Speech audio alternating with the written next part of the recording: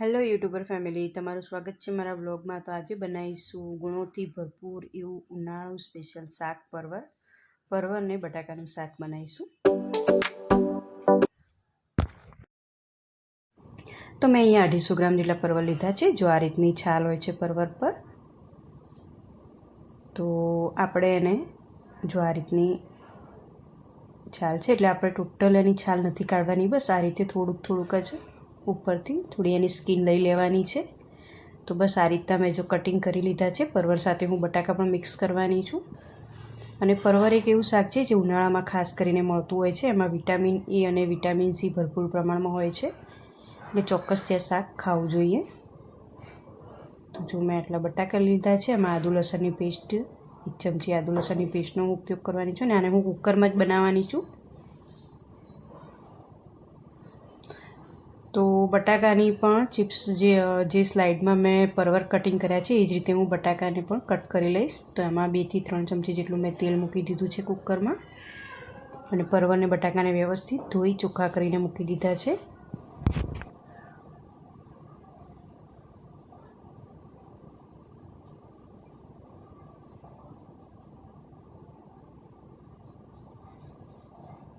તો તેલ ગરમ થઈ ગયું છે, તો પહેલાં રાઈ નાખીશ, જીરું,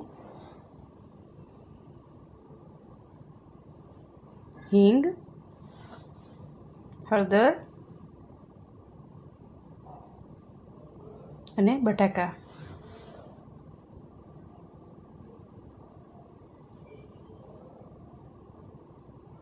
અને આદુ લસણની પેસ્ટ આ રીતે સાઈડમાં મૂકીશ બટાકાની ઉપર।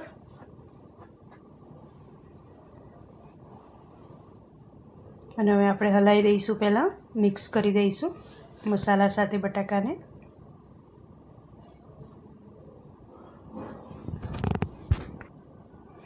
હવે પરવર અંદર એડ કરીશું અને વ્યવસ્થિત મિક્સ કરી દઈશું। મીઠું ટેસ્ટ પ્રમાણે,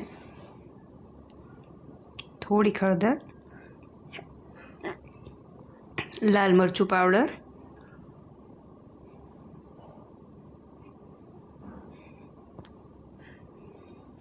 વ્યવસ્થિત મિક્સ કરી દઈશું બધું શાક। હવે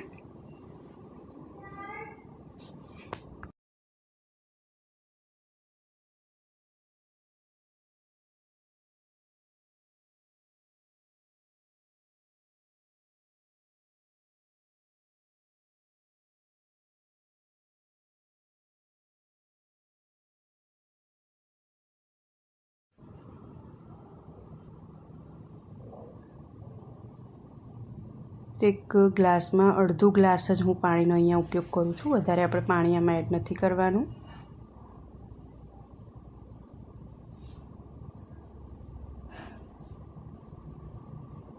હવે કુકરમાં 1 વિસલ વાગે પછી ગેસ ધીમો કરવાનો છે।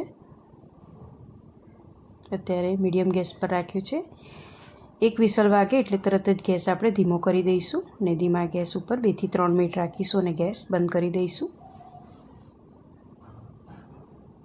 તો જો રેડી થઈ ગયું છે પરવર બટાકાનું શાક। જો તમે આ રીતે કુકરમાં બનાવતા હોય તો ચોક્કસ આ રીતે બનાવવાનો ટ્રાય કરજો। બહુ વધારે વિસલ નહીં વગાડવાની આમાં, 1 વિસલ વગાડવાની ને ગેસ ધીમો કરવાનો છે, ને 2 થી 3 મિનિટ રાખવાનું છે ધીમા ગેસે, ને ગેસ બંધ કરી દેવાનો છે, અને પછી તરત કુકર ખોલી દેવાનું છે, એટલે વધારે એકદમ ગળી ના જાય શાક આપણું। તો બસ રેડી થઈ ગયું છે પરવર બટાકાનું શાક। તો જો તમે આ રીતે ના બનાવતા હોય, પરવરનું શાક ના ખાતા હોય, તો ચોક્કસથી ખાજો, કે ઉનાળામાં આ ખાસ શાક મળતું જ હોય છે, અને એમાં વિટામિન એ અને વિટામિન સી ભરપૂર પ્રમાણમાં હોય છે। તો ચલો મળીએ એક નવા વિડીયોમાં, ત્યાં સુધી આવજો, જય શ્રી કૃષ્ણ।